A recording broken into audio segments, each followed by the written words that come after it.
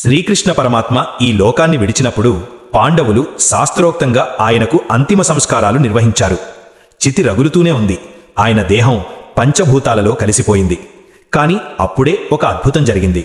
శ్రీకృష్ణుడి హృదయం మాత్రం అగ్నికి కాలని దైవిక శక్తిలా అలాగే సురక్షితంగా మిగిలిపోయింది.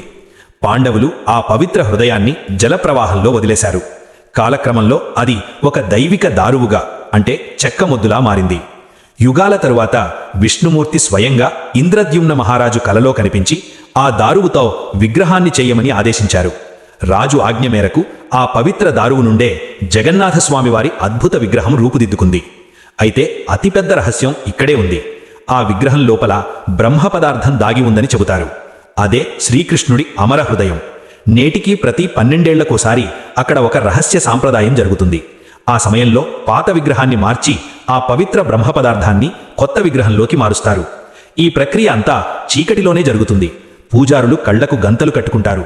ఎందుకంటే ఆ దైవిక శక్తిని చూసే సామర్థ్యం ఎవరికీ ఉండదు. అందుకే జగన్నాథస్వామిని నేటికి సజీవ దైవంగా కొలుస్తారు. ఈ వీడియో నచ్చితే లైక్ చేసి కామెంట్స్లో జై జగన్నాథ్ అని రాయండి.